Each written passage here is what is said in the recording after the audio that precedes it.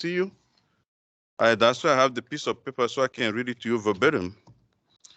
Not everybody can be famous, but everybody can be great. Because greatness is determined by service. You only need a heart full of grace and a soul generated by love. And the second one is life's most persistent and urgent question is, what are you doing for others? And as I muse over the past 22 months, I have seen nothing but great people at Bctc. And Mr. Ralph McManus defined greatness as people who live their life for others. And then fame is people who live their life for themselves. That's where they want to be known by others. And you all, over the past 22 months, have displayed what greatness is. Putting the needs of others ahead of your own needs. Doing good for others. Feeling other people's pain and help make others better. That's what you all have done. Faculty, student, staff. And I can't be any prouder of you. Looking at you throughout this pandemic, I have seen both tears and joy to my heart because I can now be prouder working alongside each and every one of you. I heard it many times. You don't hear it, but I heard it from many students. And the last one I sent this morning, I don't know if you all have seen it, but here's what a student said in the why. I chose to enroll at Bctc after overcoming what was my rock bottom. I moved to Kentucky in 2015, got married, and had baby. Everything seemed to be looking up and moving in a positive direction. After a very short year of marriage, the relationship failed. I found myself sinking lower and lower, drinking heavily, losing custody of my child, young, alone, and in a city I don't know much about. Then I found true friend who took me in and helped me to obtain my GED through Bctc adult education. Since enrolling and attending classes, I have found a better self-view and higher self-esteem. The door for opportunities seemed to be opening left and right. And guess what she ended with? The staff of Bctc is some of the nicest and most helpful people I have ever met. That's why I exemplified what you all do every day. In the worst of situations, if you don't recall, the numbers are there to show it. I shared this with you before. Who does that?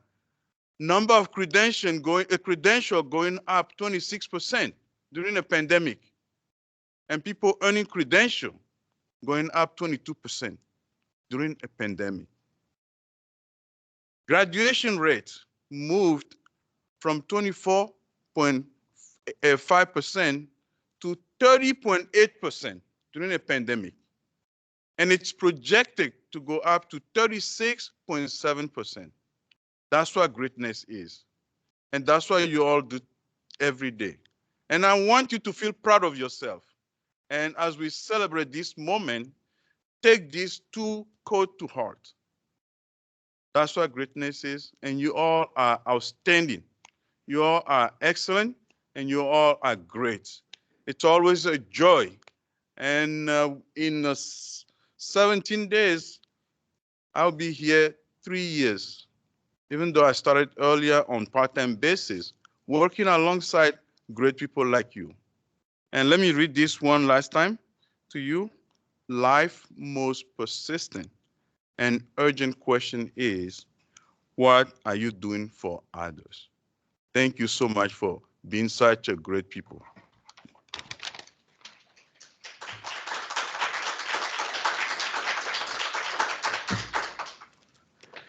Thank you, Dr. Capo, for the important and heartfelt comments. As we all know, the Reverend Dr. Martin Luther King was an incredible speaker, many great messages, and therefore many incredible quotes that we've all used throughout the years. One of my favorites focuses on education, and it's we must remember that intelligence is not enough. It's intelligence plus character. That is the goal of true education. This quote relates to the old adage, knowledge is power. And what Dr. King is emphasizing here is how we use that knowledge, how we use that power that comes from knowledge matters. It's an ethical decision, an ethical choice. The second quote I'd like to share is by Cuban immigrant Ronaldo Arenas, a writer who spent many years in Cuban prison for being gay and speaking out against Cuban government. He escaped to the United States when he was 37 years old. The quote is, "It is the power of the outcast to see and record the truth." It is the power of the outcast to see and record the truth. This quote emphasizes the powerful insight and significance of the outside voice. They are in a unique position to see and define mainstream culture that those of us who are in mainstream culture are too mired in it, often too mired in it to see. The quote emphasizes the importance of listening, and in particular to those who are not mainstream. To create more equality, we must understand more people. And to understand more people, listening is the critical foundation. The KCTCS Chancellor shared in her message earlier this week, what a better way to celebrate the life and legacy of Dr. King than to renew our commitment to work across the traditional boundaries and create public education comprised of great experiences that help learners from all backgrounds have access as well as success in reaching their educational as well as life goals. We each play a critical role in this process. We each play a critical role in strengthening inclusivity and equality. Each of us is key to this process. We have a lot of work to do, not just in society, but right here at this college. I thank you for being here today. I thank you for continually working hard to do your part and for being your best. Thank you.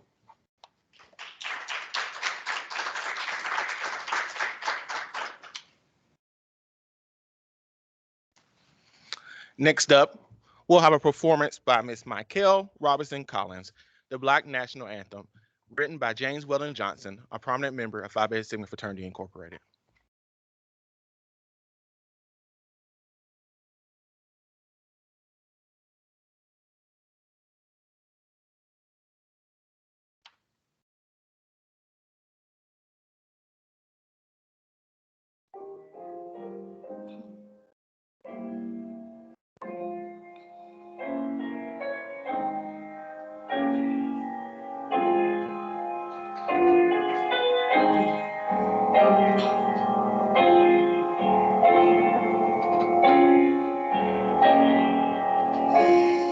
Lift every voice and sing till earth and heaven ring, ring with the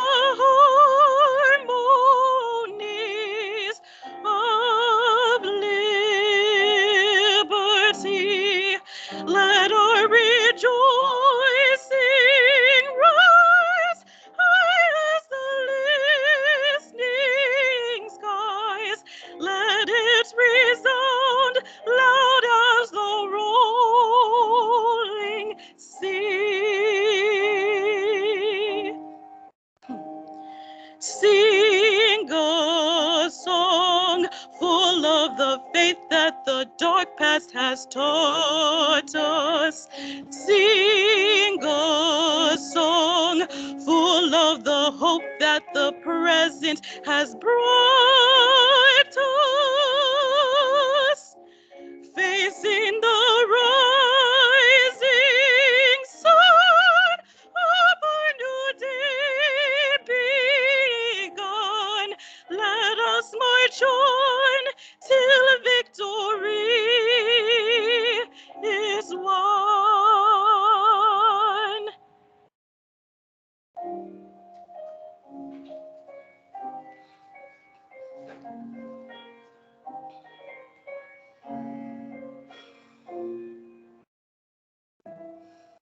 Stony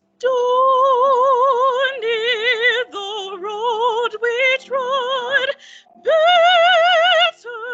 the chastening rod, felt in the day for which our hope unborn had died. Yet with a steady beat, have not our weary feet come to the place for which our fathers sighed.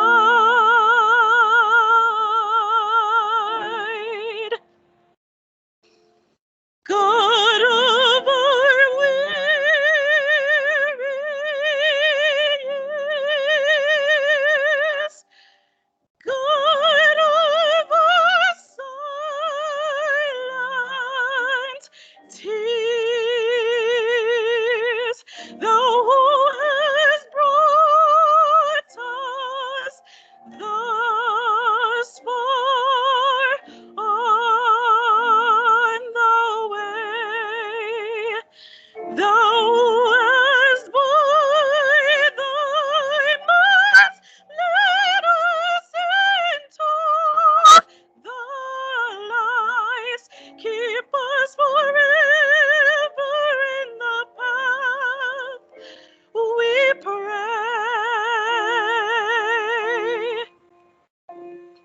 Lest our feet strayed from the places of God where we met thee, lest our hearts, drunk with the wine of the world, we forget thee.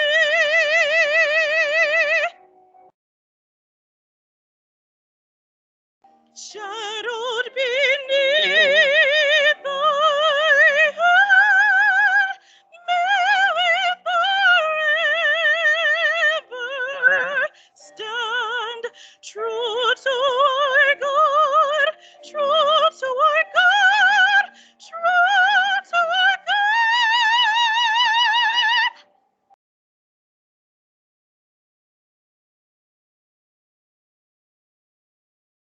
True to our native land.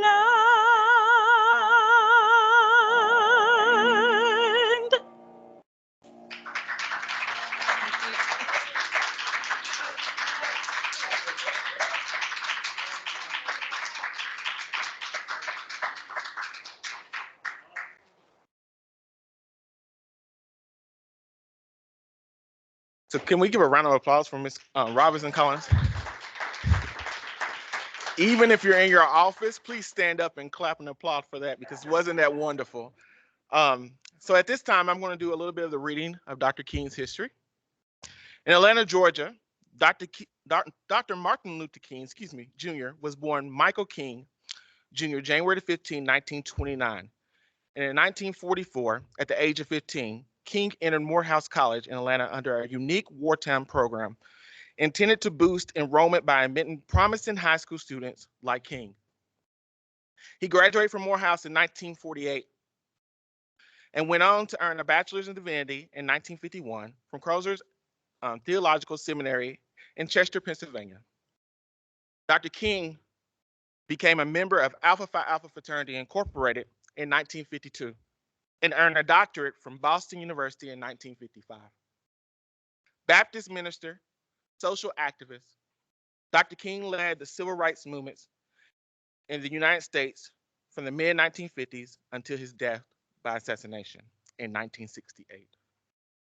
His leadership was fundamental to the movement's success in ending the legal segregation of African Americans in the South and other parts of the United States.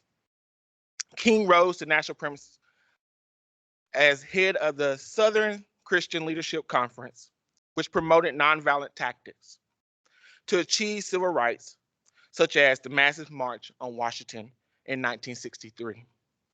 He was awarded the Nobel Peace Prize in 1964, and Dr. King was fatally shot at the Lorraine Motel in Memphis, Tennessee on April the 4th, 1968 at 6:01 p.m. Central Standard Time. He was rushed to St. Joseph Hospital, and where he died at 7:05 p.m. The campaign for federal funding for a federal holiday in Dr. King's honor began soon after his assassination. President Ronald Reagan signed the holiday into law in 1983, and it was first observed in 1986. Next up, we have Danielle Polian, a special guest from Northern Kentucky University. She is a senior electronic media and broadcasting major from Louisville, Kentucky, a member of Delta Sigma Theta Sorority Incorporated, and she will now be performing virtually one of her spoken word pieces called Our Friend Martin.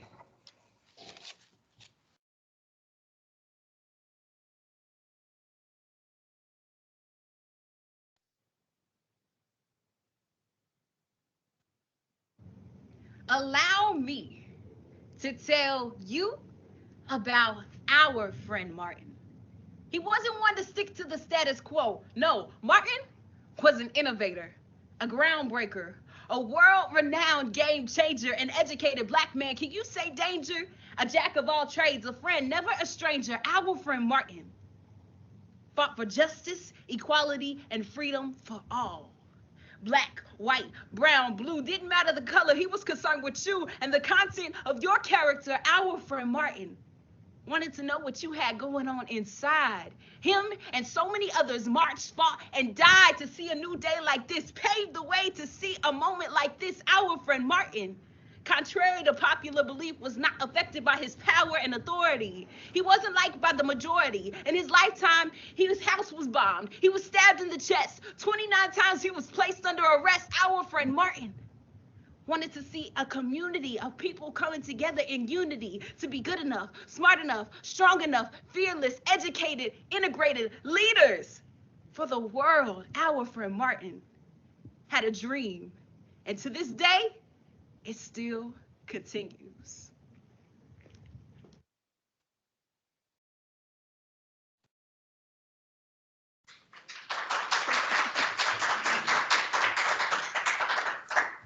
Hello.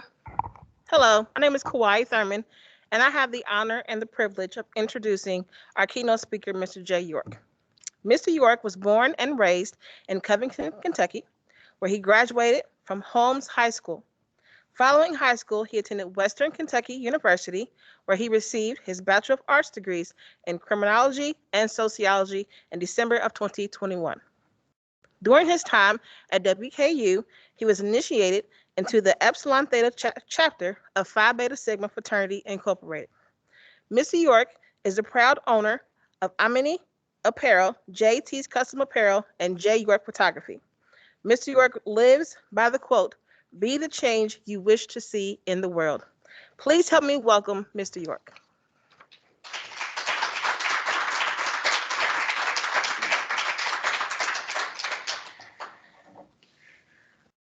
Good afternoon. I just want to say that I am truly blessed to be here today. I'm truly thankful for each and every one of you who is here in person and watching virtually, for we are doing the work to keep Dr. King's dream alive. Just the fact that we are here able to be in this room today and we look nothing alike is the dream that Dr. Martin Luther King Jr. fought to bring alive. And before I get into my speech, I want to, following her spoken word, I want to say that there's a quote that somebody said to me. They said, if you are not willing to sacrifice for your dreams, then your dreams become the sacrifice. And I feel like that was embodied by Dr. Martin Luther King Jr. The man sacrificed so much for his dream. And here we are today. So again, I want to say thank you, and please do give yourself a pat on the back for doing the work of Martin Luther King Jr. August 28th, 1963, at the Lincoln Memorial in Washington, D.C. Over 200,000 people gathered to hear one man's dream. A dream that is much different than your typical dream.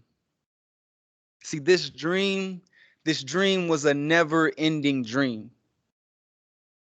A dream that carries over from generation to generation, a dream that inspired and continues to inspire the American race, the human race.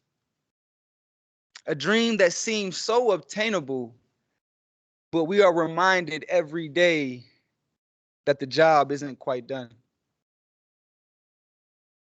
See, what Dr. Martin Luther King Jr. described as his dream, to me sounded more like a vision. A dream is merely a series of thoughts and images occurring in a person's mind during sleep.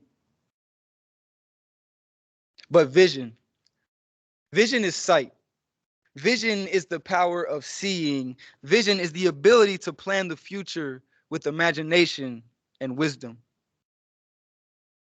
And that is exactly what Dr. Martin Luther King Jr. did every day of his life. Dr. King had a dream that he knew was going to take hard work. He knew it was going to take dedication, and he knew that it was going to come with sacrifice. Because without those three things, his dream would have never became reality. See, you can dream, but don't neglect the execution. You can dream, but do not neglect the execution. A dream is just a series of thoughts and images that occurs in a person's mind during sleep. I'll say that again. You'll hear me say it a bunch of times today. A dream is just a series of thoughts and images occurring in a person's mind during sleep. See, that last part is my problem with dreams. They only come to us during our sleep.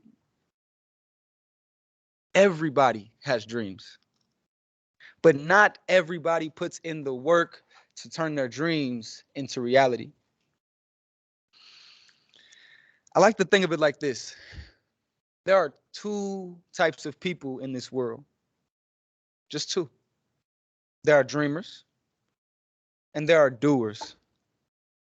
A dreamer has a dream, and that dream stays in that form forever. Merely a series of thoughts and images that occurs in their mind. A doer, on the other hand, a doer has a dream, and that dream becomes so much more than just a series of thoughts and images occurring in their mind. That dream goes through phases. See, that dream goes through phases of development, much like a fetus in the womb. First, the dream is conceived. This phase is the phase where you have the initial series of thoughts and images occurring in your mind. You may even proclaim that dream. This is the final phase for most people's dreams, but not for doers. For doers, this is just the first phase. Next, the dream goes through a period of growth. However, this dream will not grow if the doer doesn't put in the work every day to help his dream grow. A lot of dreams die off during this phase because some doers seem to lose sight of their dream. However, for the dreams that don't die during this phase, there is one final phase. This final phase is what I like to call the birth and beyond period. This is the phase where all of the hard work that the doer has been putting into the dream finally pays off. The dream comes to life. See, most people believe that the birth of their dream is the part where the work ends. However, they are sadly mistaken. Dreams are conceived, then they grow, and then they come to life. But like a child, you cannot stop caring for a dream once it is birthed. The dream should continue to grow. It should improve and maybe even evolve into something different. The dream is never ending. Jermaine Cole once said, "You can dream, but don't neglect the execution." Many of us dream big. Many of us have these enormous dreams that we hope to accomplish someday. But most of us neglect to execute those dreams. But not Dr. Martin Luther King Jr. Dr. Martin Luther King Jr. had a dream and he walked it through every phase that a dream must go through. He conceived it. At some point, he had a series of thoughts and images occur in his mind, thoughts and images of unity, peace, and of freedom. Dr. Martin Luther King Jr. proclaimed his dream. I have a dream that one day this nation will rise up and live out the true meaning of its creed. We hold these truths to be self-evident that all men are created equal. He said, I have a dream that one day on the red hills of Georgia, the sons of former slaves and the sons of former slave owners will be able to sit down together at the table of brotherhood. I have a dream that one day, even the state of Mississippi, a state sweltering with the heat of injustice, sweltering with the heat of oppression, will be transformed into an oasis of freedom and justice. Dr. King said, I have a dream that my 4 little children will one day live in a nation where they will not be judged by the color of their skin, but the content of their character. He had a dream. He had a dream that one day down in Alabama, with its vicious racists, with its governor having his lips dripping with the words of interposition and nullification, one day, right there in Alabama, little black boys and little black girls will be able to join hands with little white boys and little white girls in brotherhood and sisterhood. He said, I have a dream today. I have a dream that one day every valley shall be exalted and every hill and mountain shall be made low. The rough places will be made plain and the crooked places will be made straight. And the glory of the Lord shall be revealed and all flesh shall see it together. Dr. Martin Luther King Jr. made his dream very, very clear. But he didn't stop there. He put in the necessary work to bring his dream to life. Directly after the March on Washington, and I mean directly after the March on Washington, King and other civil rights leaders met with President John F. Kennedy in the White House. January 18th, 1964. President Lyndon B. Johnson met with Dr. King seeking support on his War on Poverty initiative. June of 1964, King's book, Why We Can't Wait, was published. June 11th of 1964, King is arrested and jailed for demanding service in a white-only restaurant in St. Augustine's, Florida. March 7th, 1965. In an event that will be known as Bloody Sunday, voting right marchers are beaten at the Edmund Pettus Bridge in Selma as they march to Montgomery. March 28th, 1968, King led a march of 6,000 protesters in support of striking sanitation workers in Memphis. April 3rd, 1968. During an evening rally at the Mason Temple in Memphis, King delivered what would be his final speech. I have been to the mountaintop. Dr. Martin Luther King Jr. conceived his dream, and he put in the work every day to see his dream come to life. And it did. One of his dreams that his 4 little children will one day live in a nation where they will not be judged by the color of their skin, but the content of their character. That dream, alongside the work that he put in every day, translated into the passage of the Civil Rights Act of 1964 that King was largely responsible for. The Civil Rights Act banned discrimination in the workforce and public accommodations based on race, color, religion, or national origin. King also played a huge role in the Voting Rights Act of 1965 and the Fair Housing Act of 1968. April 4th, 1968. Dr. Martin Luther King Jr. was shot and killed at the Lorraine Motel in Memphis, Tennessee. Though Dr. King passed away, his dream lives on. His dream lives on because his dream is never ending. Dr. King's dream is everlasting. It is immortal. It has no final form. Though Dr. King is no longer with us, his dream lives on forever. His dream lives on through me. His dream lives on through you. His dream lives on through each and every one of us. The dream wasn't just Dr. King's dream. It wasn't just the African American dream. In fact, of the 200,000 plus people that were in attendance that day, over 60,000 of those attendees were white. Over 60,000. The dream is all of our dream. And it is up to us to continue to put in the work every single day in every single room that we step into to make sure his dream stays alive. Dr. King said, "We cannot walk alone.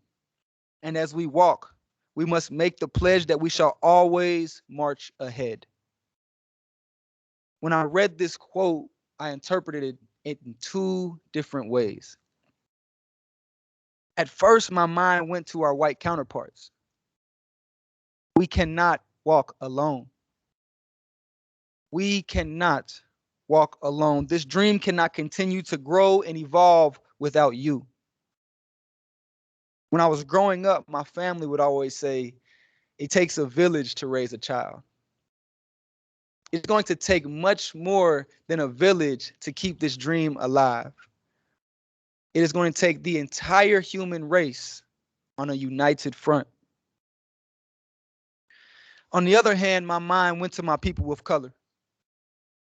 As we walk, we must make the pledge that we shall always march ahead. We must stay the course, family. No matter what comes along to shy us away from the dream, we must always march ahead. Everybody that is here today and watching remotely shares a common goal. A goal of freedom, of unity, and of peace. We must stick to my people of color and to our white counterparts. We must stick together. We must march ahead. Together we stand and divided we fall. And like Dr. King said, with this faith, we will be able to work together, to pray together, to struggle together, and to stand up for freedom together, knowing that one day we will all be free. While Dr. King's work caused a lot of positive change, there is still a lot of work to be done. People of color are still the victim of senseless police brutality. We still have the highest incarceration rate, and we still have the highest poverty rate behind Native Americans. Let me put it like this. I have an interview tomorrow, and I was afraid to put my real name on the application because I wanted to give myself a fair chance. I was afraid that if I put Jay Sean on the application instead of Jay, I would not get a call back. My thought process alone in this situation shows that there is still change that needs to be done. But the only real change comes from inside. The only real change comes from inside. See, if we want to change the world, we must first become the change that we wish to see. Gandhi once said, if we change ourselves, the tendencies in the world would also change.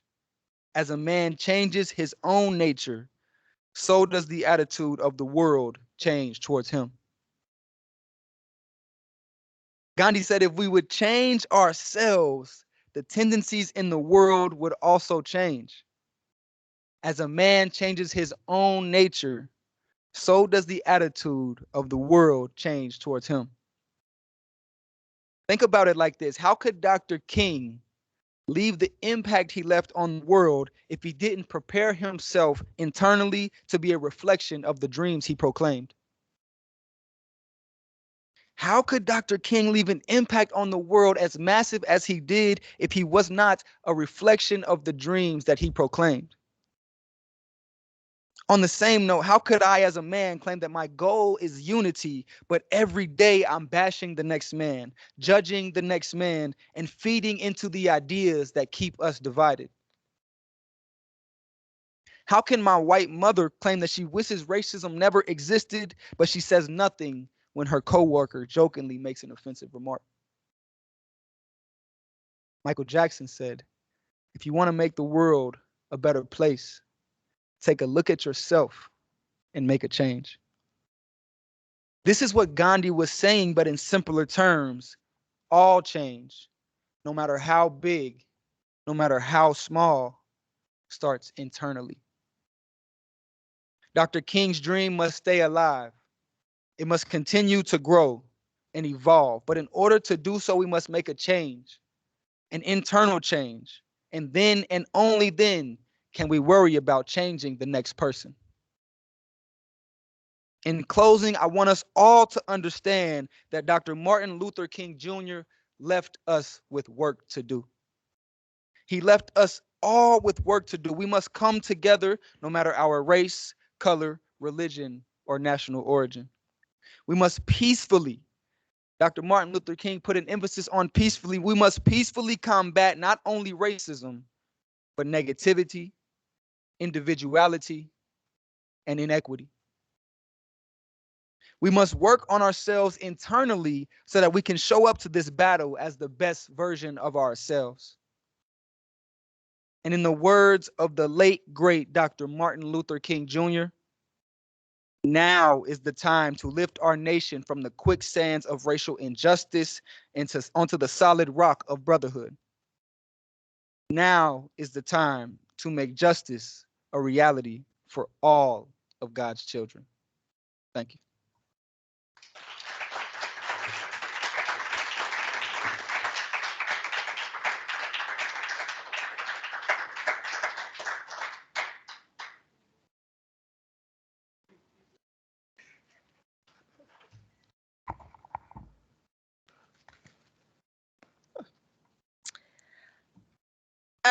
Thank you, Dr. York. That was really, really great.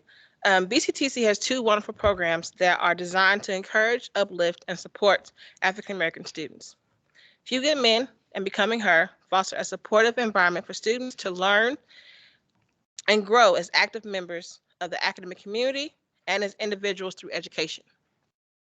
We like to encourage our students to utilize their talents to uplift the world around them. Dwayne Parker is a current student at BCTC and a member of Few Good Men. He has been gracious enough to share his talent of art with us today. Dwayne's art piece will be on display in the Den throughout the end of February. I would like to ask Mr. Parker to come and give us a brief overview of his artwork.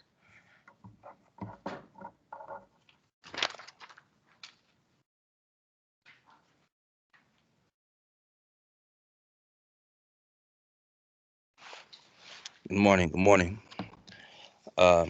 First, I'd like to thank Dr. Yates, Ms. Kawhi, and President for having me here to present this piece. When I started out doing this artwork, I went on a journey within myself to title it My Organic Blues.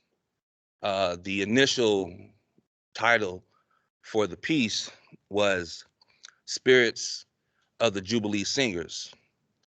After watching a documentary about Fisk College and its beginning buildings, and how the Fisk singers had to go and travel throughout the country and throughout the globe to keep it uplifted and keep it going.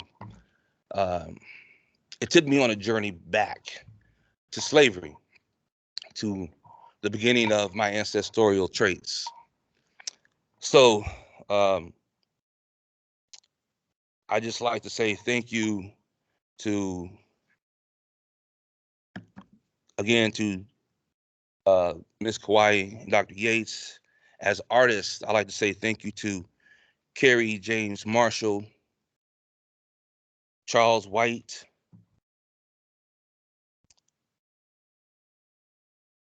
Elizabeth Catlett, just to name a few. The piece is in reference to still struggles going throughout America and throughout the world now. The purpose goes back to throughout time as a symbolization. Here I have the hands of time clock going from 1600s to 2600 to 20th century to hopefully change comes soon. I'm not used to speaking on my art piece. As you can tell, I'm pretty nervous. This is my first one, so I'm not going to have Miss Kauai hold it too much longer because I know it's heavy. I'm not an artist. I'm not I was never trained to draw. I was never trained to paint. This is all God's work working through me. Again, I will keep this short. This is titled My Organic Blues, starting from slavery until now, until hopefully the future would change at a more rapid pace if we all come together and unify and come as one. And remember Dr. King's dream. Thank you for having me. Thank you for letting me showcase my piece.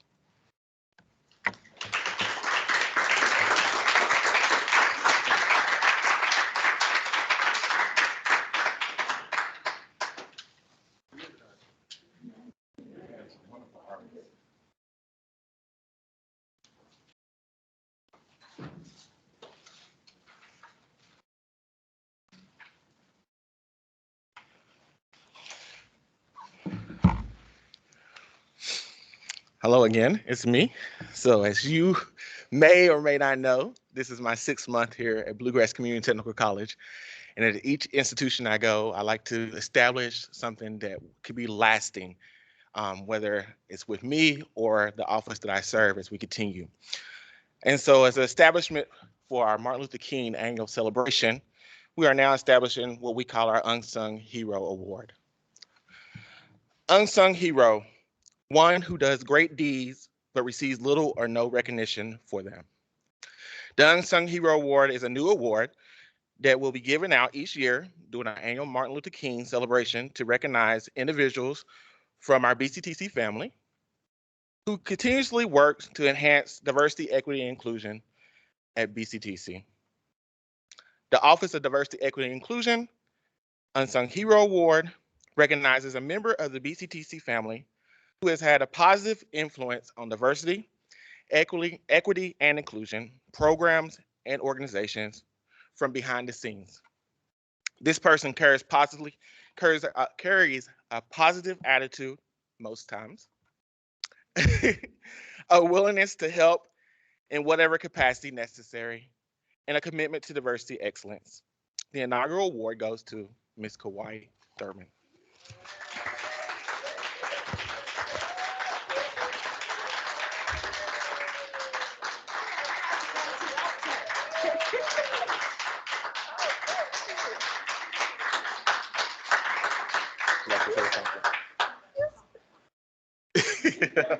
He's sneaky. He's real sneaky, and I have a positive attitude all the time. This is so pretty. Thank you so much, Dr. Yates, Dr. Capo, everybody who apparently he told but didn't tell me. It's okay. I don't know what to say because I was not expecting this, but thank you so much. I truly enjoy what I do. I enjoy giving back to our students, to my community, just to help us move in the right direction. Mr. York talked about that dream that Dr. King had, and it truly is a dream of mine, and you got to put in the work, like he said. So I'm happy to put in the work to ensure that we have the diversity, the equity, and inclusion at BCTC, not just here, but in our community and in our country and our world. So thank you so much.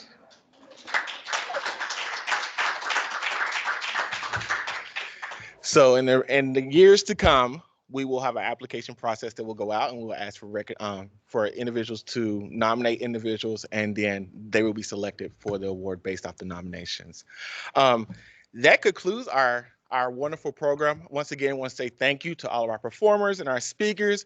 I want to say thank you to everyone who is streaming with us today for our celebration of Martin Luther King's legacy and his life. I will charge you, though. My charge to you is this weekend, do something to make the world a better place. And so if you are not comfortable going out and marching on Monday, then maybe you stay at home and you make some cards for individuals who are in nursing homes, or maybe you write something kind online for a blog or something of that nature, but do something that will represent Dr. King. Thank you and have a great day.